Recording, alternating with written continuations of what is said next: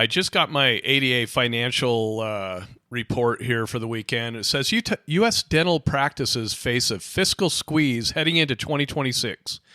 Here are the top 10 signals. And I'm with my sweetheart Tracy on this because this is more her wheelhouse. She's the MBA grad. You know, I'm just your average everyday dentist that, you know, struggles with business.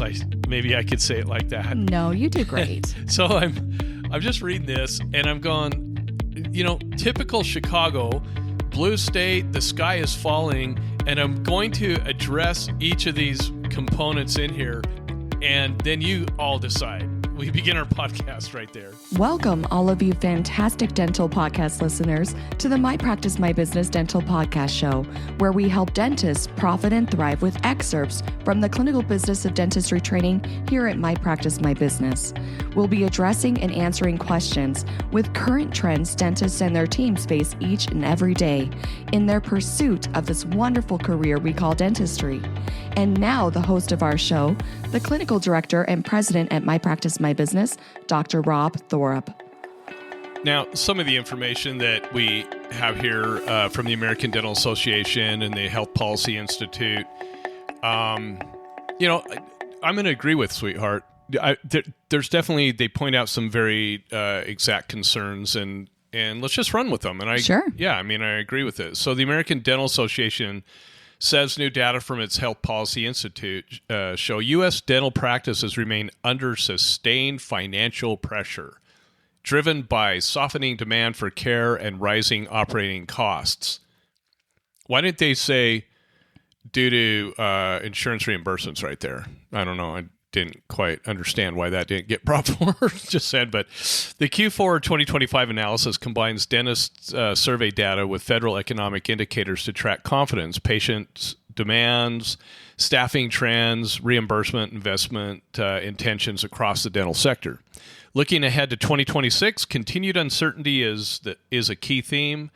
The ADA said dentists are concerned about insurance issues, staffing shortages, and rising overhead costs, and a significant share intend to drop out of at least some dental insurance networks. And when I look at the concerns, insurance issues, you and I, with the Utah Dental Association, we're solving that here in Utah quite nicely. Very nicely. Have for 5 years. Staffing shortages. We still have issues in staffing shortages. We met with state legislators yesterday, and that's a problem with hygienists. But I want to get into that. Don't say anything yet. I'll say nothing. Okay. I'm smiling right now because I know where this is going. Keep going. You know, and then rising overhead costs. This is kind of fun. So Tracy has not seen this report. I just wanted her, like, off the cuff, you know, tell me what your thoughts are on this, and we'll go from there. But I'm going to tell you mine, because this is only the second time I've seen this. Number one, dentist confidence in the U.S. economy remains weak. Only 32.7% of dentists reported confidence in the U.S. economy in Q4 2025, down from year earlier. Among key indicators, this is what cracked me up. First, they state 32.7% of dentists reported confidence. But now, check this out. Among key sentiment indicators, 58% expressed confidence in U.S. leadership. Yet, all the articles I keep reading on the social media networking groups and places like that, their focus is not U.S. leadership. They're you know, Trump derangement syndrome. They're just hitting it. I'm going to call it what it is, people. So just bear with me. If you're a liberal, just listen, okay? Don't freak out. You'll live through this. You don't have to go get therapy. But 58% expressed confidence in U.S. leadership, which I agree. And keep in mind, where are they getting these surveys from? What areas are they polling? Are they polling, liberal-leaning areas, conservative-leaning areas? Where is the document? Where are the surveys coming from? That's not in here. Okay, 52.1% said key economic indicators were stable or improving. But see, both those percentages, would you agree? Those are good percentages. Yeah. 51.8% viewed the U.S. economy as historically resilient. I agree with that. 40.5% believe trade, tariff, and tax policies support economic growth. So roughly 60% are saying that they don't. When they took this survey, what's really sad is we are now seeing exactly what the tariffs are doing for the country. They are actually improving GDP dramatically. I mean, GDP is like, the last indicator we saw just the other day is like 5%. They're saying it could go to 7%. Yeah. That's huge. No president has ever accomplished that. So I kind of, that was real interesting to me. Do you have any questions on that so far? So again, I want to read this entire thing with you before coming to an opinion, because I have initial knee-jerk reaction. No, I want your knee-jerk. That's what I want, because your knee-jerk reaction is usually 99.9% correct. The first thing on your point is where are they getting the information from? And I'm sure if we actually polled their poll, we likely are going to have a source, number of dentists where they were polled from, margin of error, all that fun stuff, right? The second thing is I'm thinking about the last time that I was offered a survey. Yeah. And to be honest with you, I didn't care about it. I dismissed it because I was too busy. And so I wonder about the people who do respond. Sorry. I just was wondering about that. I mean, I'd like to respond more to surveys. I should. We know that there are dentists that, struggle, but we'll continue with this because you're going to pick up on this. But, okay. But we're also seeing a very strong economy. Obviously here in Utah, it's strong. Mm-hmm. But other states are experiencing strong. So now the second one is tariffs and economic uncertainty weigh heavily. First of all, I have to say this. They're surveying dentists. What the hell do dentists know about tariffs? That's a good point. What do dentists know, honestly and truly, about business indicators? I think ultimately people are associating tariffs with supplies from overseas. Yeah, totally. And the rising cost of those supplies. And so I've got to stop and really think about our last bill with our supplier, though. I didn't think it was all that extreme. No. So dentists cited, so the number 2 is tariffs and economic uncertainty weigh heavily. Dentists cited multiple macroeconomic concerns. What dentist has a degree in? Yeah, they're not going to say macroeconomics for sure. Okay, but anyway, 82.7% pointed to tariffs and rising costs. Okay, and I agree with them, and we'll get into where the rising costs are coming from and the fact that they want to drop insurance plans and they don't know how to offset the rising costs because they have not been trained by you and I. Okay, yeah. But anyway, 74.7% cited broad economic uncertainty. Again, did they have... This is so funny because this survey took place, several months ago, and they're all suffering from TDS, and they're, oh my gosh, the tariffs, oh my gosh, everything.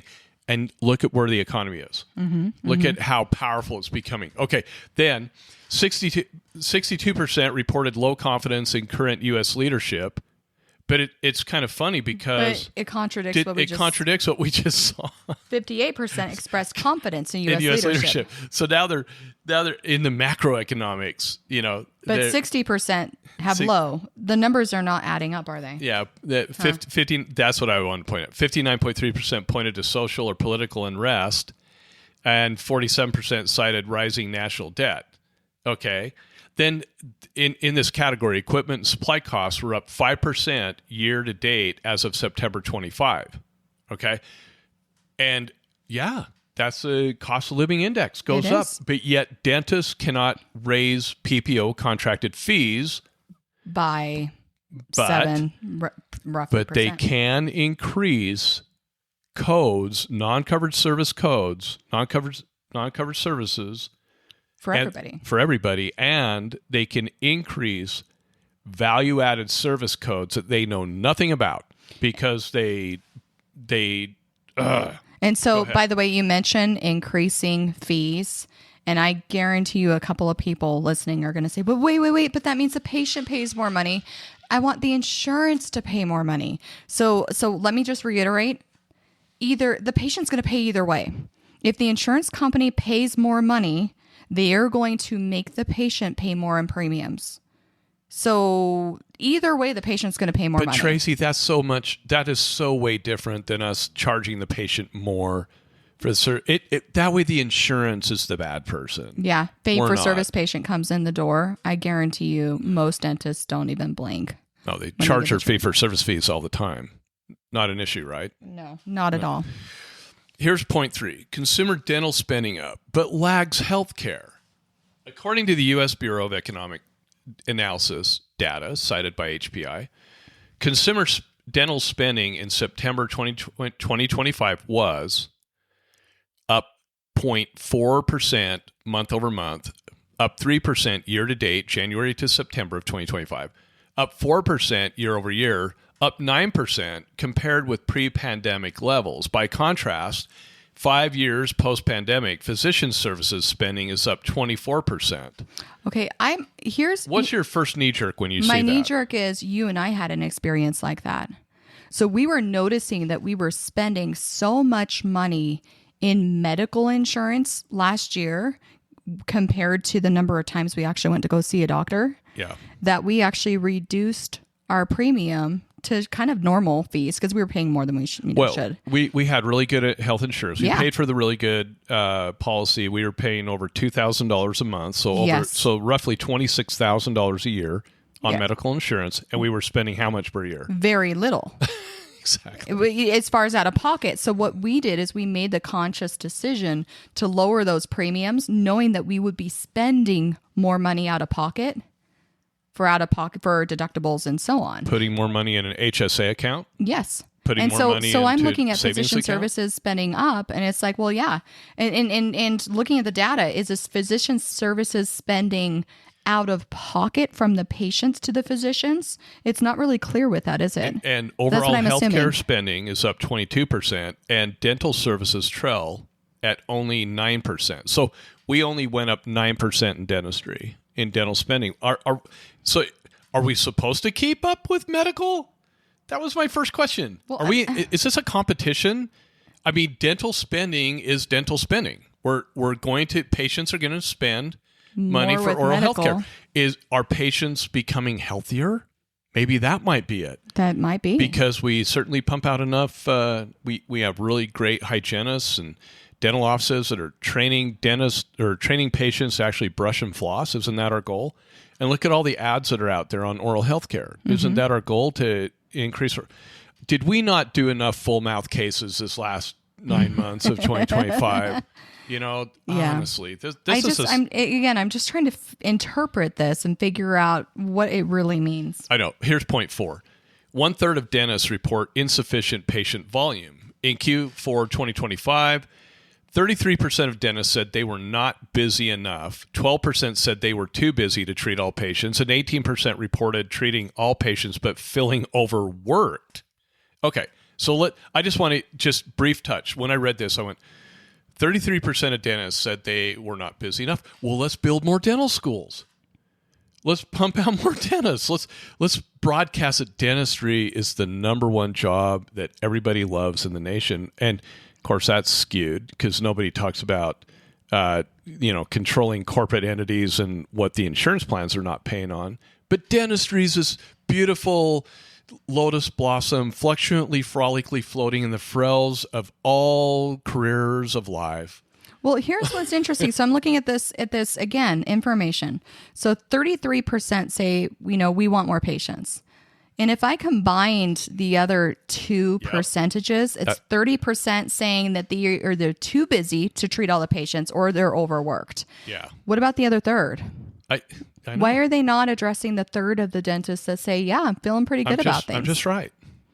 And so again, it's more the mentality that I'm interpreting in the sense. I know. Average wait times for new patients rose slightly to 13.4 days, roughly unchanged from a year earlier. Well, that's a good thing. That means that we're doing good. We're doing okay. That we have the right amount of dentists out there. Maybe, I don't know. But wait, if you scroll up again, they're talking about in blue health spending to hit record $372 billion as dental. This year, as dental and pharmacare plans expand access.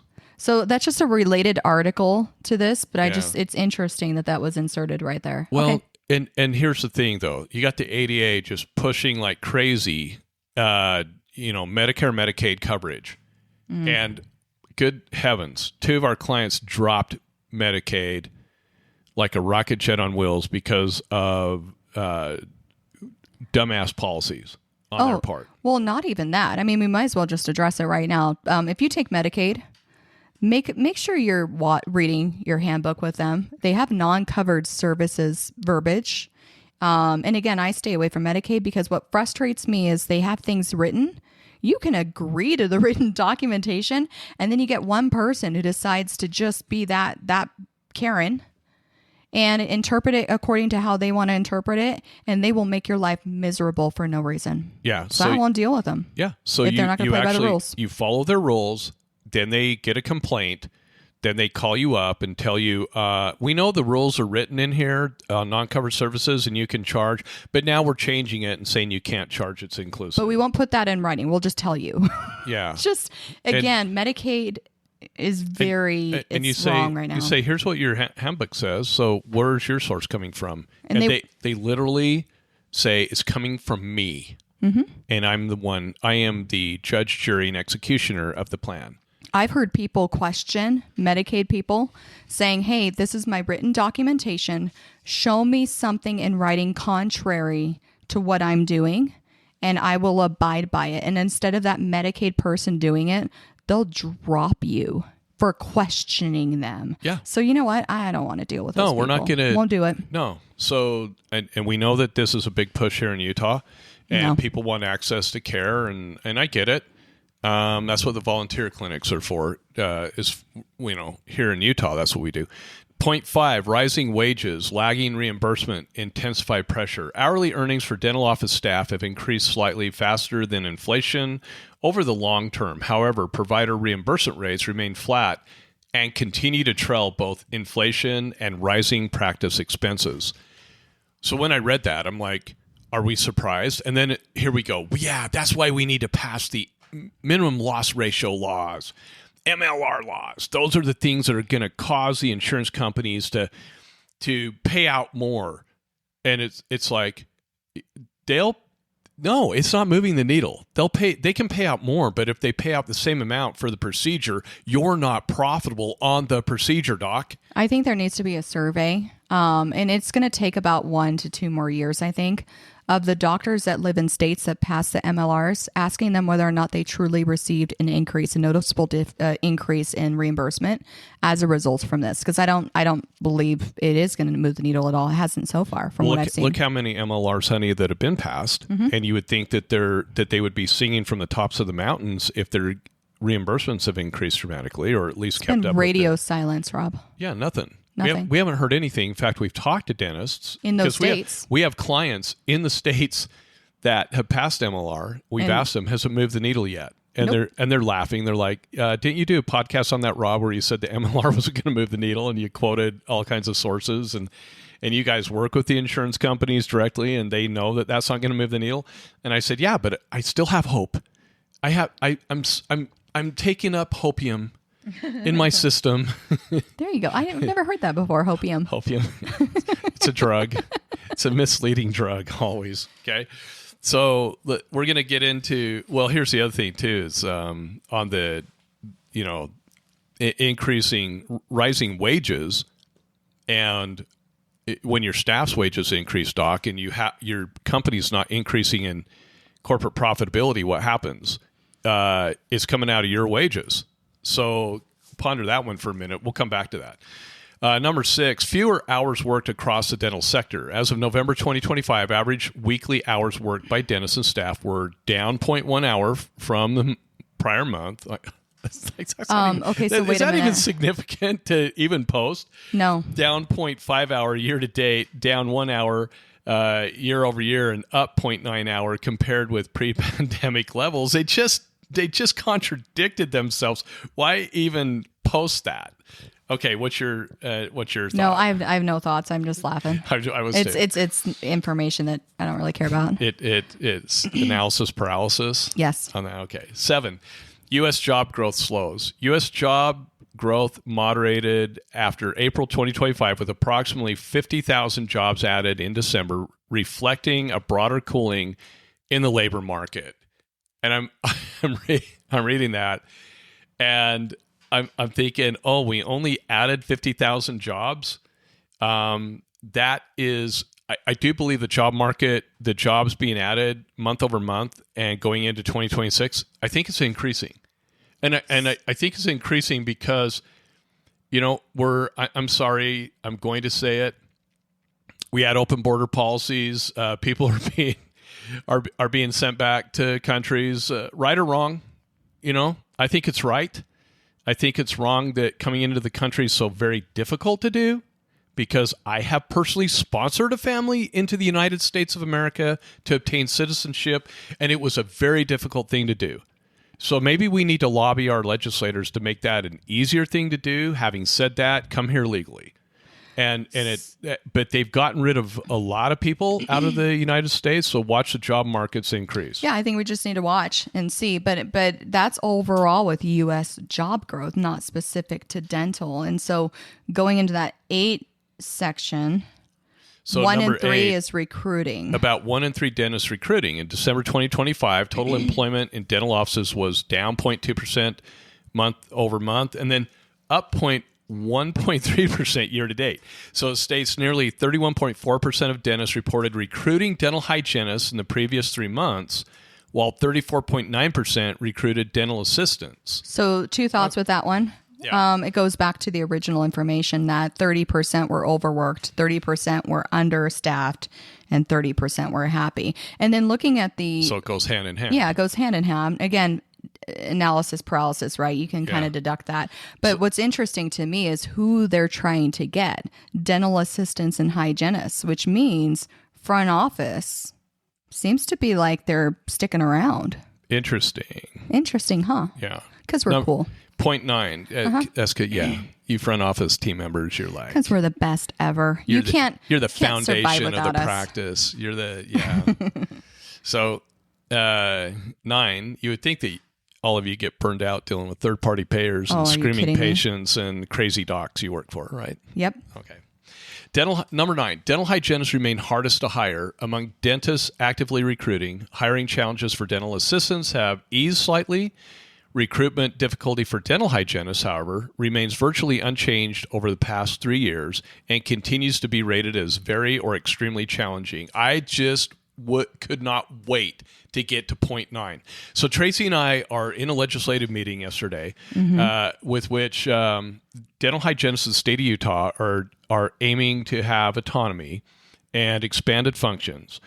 And a dental hygienist actually came in and testified to the committee that the people trying to obtain that in the state of Utah is such a small percentage. And they have an ulterior motive. That was clearly pointed out. Yes. But here was what blew my mind that she stated. And I did not know this, but I did know this. I just didn't realize I knew this. She pointed out in the hygiene schools, the instructors sit there and just preach from their little podium that welcome to dental hygiene, where you're going to leave the profession in 3 to 5 years and go off on your own. And by the way, the doctors are all jerks, apparently. Yeah, I'm a jerk. But that's exactly. I can't get rid of my hygienists. They keep coming back. They love you. But I'm a jerk. and I dare say, most dentists are pretty decent people to work for. Yeah, there's some jerks out there, and there's a lot of dentists. Yeah, go for it. That's with everybody, right? In every profession, you're going to get people in all positions like that. And so it's only dentistry. Yeah, exactly. According to the hygienists across this nation, only dentistry has jerks to work for. Yeah, and it's the system. The system is wrong. And so creating new systems that encourage hygienists to collaborate with their doctors and stay, and also figure out what to do in the meantime when these hygienists do decide to just temp and demand astronomical amounts with pay without really being committed to the patients or the office. Okay, it was clearly pointed out by multiple hygienists under testimony that temporary hygienists, they do not have the they don't have the drive to take care of that patient because they're just temporarily there. Yeah. And yet they are demanding, in Utah, they're demanding $55 an hour, which is really on the high, way high. I've been doing this long enough to see back in the day. I remember back in the day when dental hygienists were asking for $50 an hour, and our reimbursement rates were way lower than they were before. Well, I'm going to say, Rob, you can ask an insurance company for $500 for a filling, but they're not going to pay you that. Exactly. And so that's the thing, is these hygienists might deserve more pay, but when you are heavily insurance dependent, it's not the doctor saying no to them. It's the insurance companies not paying enough to allow that fee. And they just don't get it. Or instead of trying to expand your duties into Botox parties and placing fillings and fillers and trying to be able to do literally, which we shut down yesterday, do things that dentists are trained on that you are not trained on. And I know you think that you know everything in the dental world, but no, you don't. Dentists actually, you get your training at 4 years. We get ours at 8. That ought to tell you something. Okay.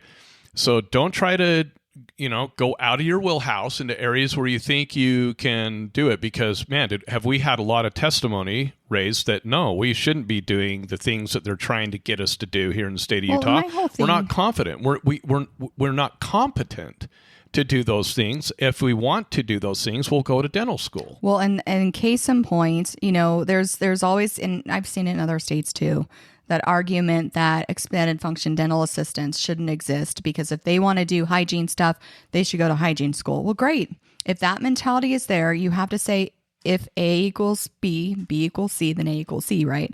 And so you kind of look at that whole thing and say, okay, if you're saying that the assistants should go to school to be a hygienist, then by deduction, if you want these expanded functions and act as a dentist, you should go to school to be a dentist. Yeah, it's hygienists want all these expanded functions, but as soon as you start talking about dental assistants going through a course curriculum to be able to scale and polish, they're all freaking out. Oh my goodness! Now, for me personally, I'm with you, hygienists. I believe that if an assistant wants to be able to do what you do, they should go to hygiene school.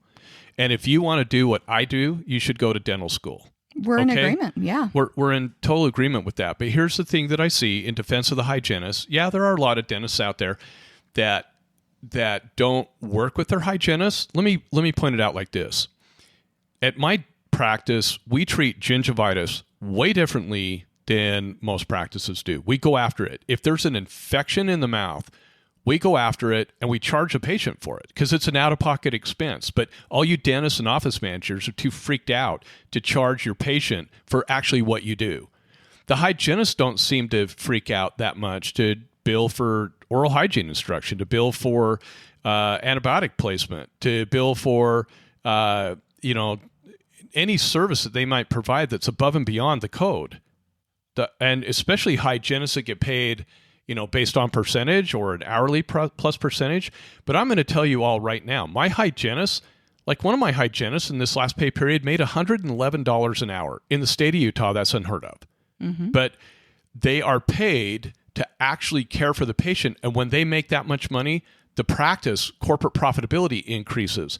The patient wins because we're treating infection how medical would treat infection, which most of you don't know how to do. You hygienists don't know how to do it. And those that do want to do it are held back by the dentist. I get that.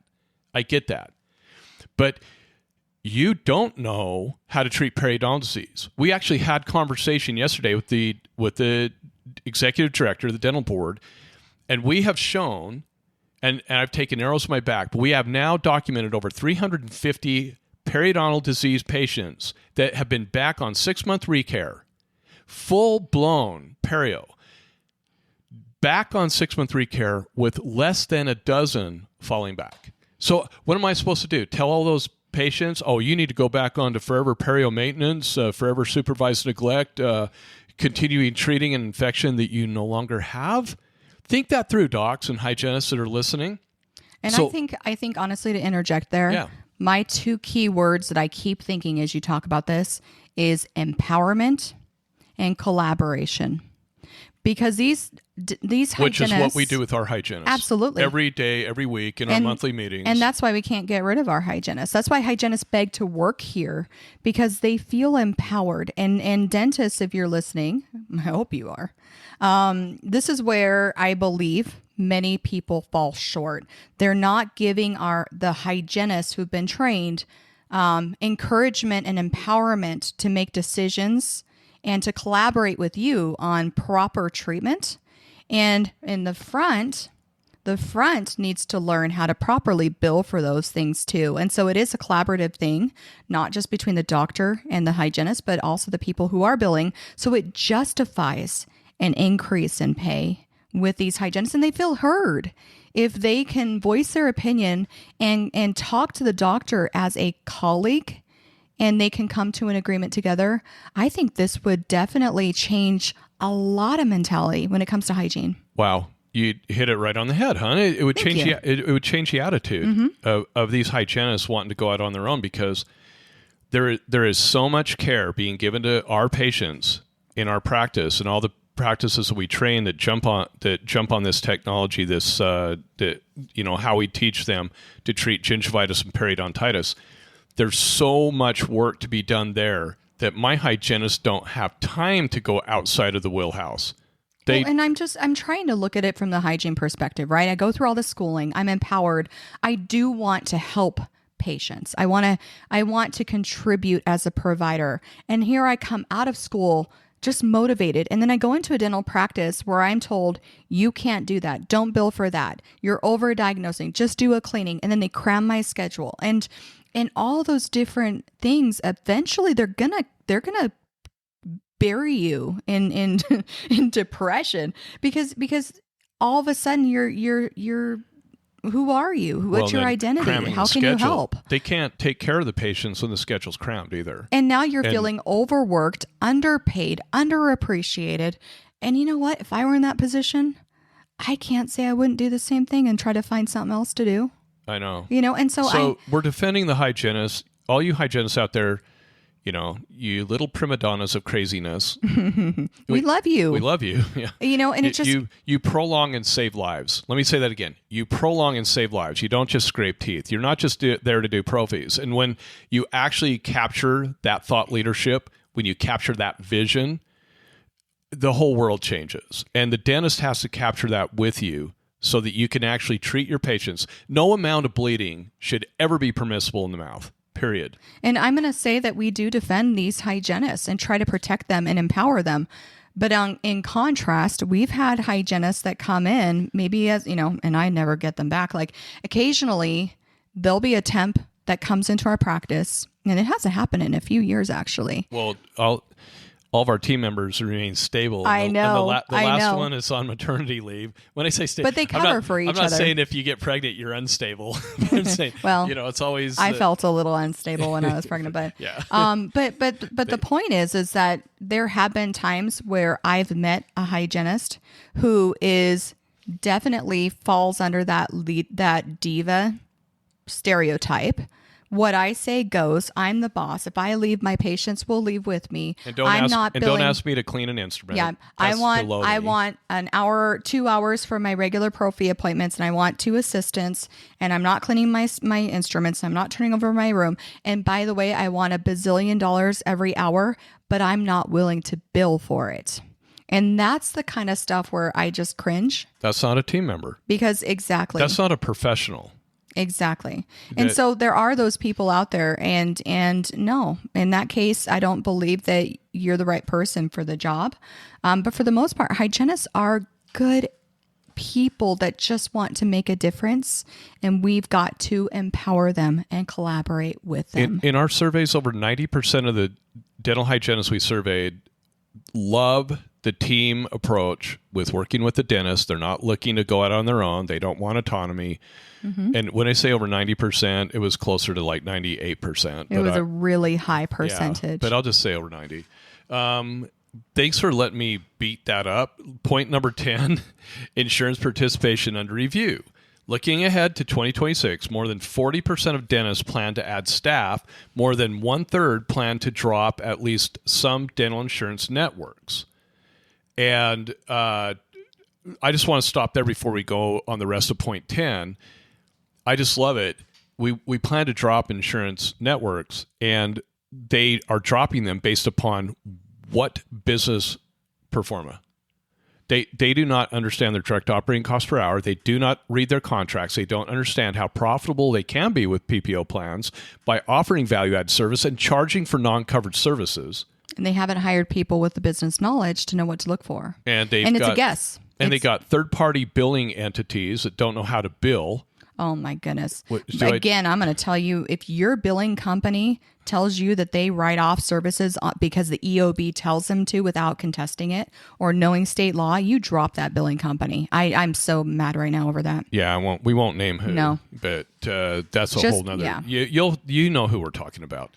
Top concerns for 2026, according to HPI, insurance issues, including low reimbursement and denials, staff shortages, and rising overhead costs. Those are the top three. Insurance issues, well, if you train with us here at My Practice, My Business, that you no longer have an issue. That issue goes away. Staffing shortages, when you can pay your team a livable wage, when you can pay them, based upon job performance and not based upon DEI hiring and other BS that we've seen across this nation. And do you want to get me going on that one? No, just because you work here does not entitle you to make a certain wage. Your wages are based on job performance and job performance only. Okay, and then rising overhead costs. Well, I agree. If you cannot increase your corporate profitability because of lack of business training, you need to train with us. Do you and I, in our practice and the practices we serve, are these top three issues? No, not in our practice. In fact, we just bonused our team, didn't we? Like a pretty generous amount last pay period. I know. And every pay period they get bonus. So it says this was funny. Watch this one. Non-DSO dentists most frequently cited insurance, 55%, staffing, 53%, and overhead, 42% of them, stated those are the three problems. DSO-affiliated dentists, yeah, I know, you're reading ahead. DSO-affiliated dentists cited staffing, 59%, insurance, 55%, and maintaining a full schedule, 35%. Maintaining a full schedule. That's interesting. That be, because our patients don't want to go to DSOs. They're figuring it out. They're realizing. And you know what? The other day I was hearing from a doctor who told me that he was, and I'm definitely not going to give the name of this place, but worked for a large group practice. And he admitted that because they pressure him so much to get paid off of a certain percentage of his production, so he has to produce so much in order for them to pay him his minimum, that there have been several times where he's been tempted to overdiagnose to meet that minimum production. Yep. And patients know when they're overdiagnosed. It's just, we're watching. These DSOs are going to be in trouble. They're already in trouble. And it's going to be interesting to watch. Yeah. And we've had several of our trained practices that trained years ago that have sold out to DSOs. Oh, they are. And then their little corporate entities take over the billing, and they have no clue. The people that take over the billing have no clue what state laws are, what the insurance contracts state. And so these practices that sell off to the DSO, they have to pay. They're paying like over $90,000 a year to the DSO for the privilege of being in a DSO. DSO management fees and billing fees. And I have an office that just like 2 weeks ago reached out and said that they went from an AR, think about this, team members, 2 pages. 2 pages. Just manageable, right? Which is what we teach our trained offices to get it down to under 2 pages. Yeah. And we great. show them how to do that. So the DSO takes over, convinces the doctor to pay them to take over the billing, and it went to 19 pages of AR. And now the team has to take the time, and doctors paying them for that time to go in and fix the billing mistakes that this DSO did. And so we see the DSO billers lose the practices thousands and thousands of dollars every month because they think they know more than we do. They think they know more than the practices we train to. I would love to figure out a way. No, actually, I wouldn't. I would feel horrible. But how can I ethically charge somebody to lose them money? That's just a really interesting. Pay me so I can lose you thousands of dollars every month. Yeah, that's a benefit. Well, honey, thanks for sitting down with me on this podcast. The U.S. Dental Practices report. This has been kind of fun. We see this report come out every year from the Health Policy Institute, HPI. We see the ADA publish these all the time. And again, going back to low reimbursements, staffing shortages, and paying our staff a livable wage, we have the answer. You know what? And I was just going to say, answer. You know what would be really fun? We have hundreds of clients now throughout the nation. I want to do this poll with them. I want to see what their confidence is in 2026, because I guarantee you, these are not issues with our practices. We should do that. I'm going to do it. Well, with that, you guys just gave me something to do on top of everything. Thanks a lot. It's legislative time. You're welcome. You can stay up 80 hours a day. Exactly. Thanks so much for listening to this podcast. We hope it's been helpful, and we hope that if you're not a client of ours, please just sign up for the training. It'll be the best thing you ever did. And all of our clients that are out there, thank you so much for training with us. We wish you well in 2026, and we know you're going to do well. And I want to part on one more thing, and I hope nobody turned this off. Literally had a major bank that does loans to dentists. For expansion and building. Equipment, expansion, building, and when they state that they are an MPMB client, my practice, my business client, the underwriter immediately approves them. That ought to say something about our training right there. I love it. Hey, thanks so much for being with us. Have a great day.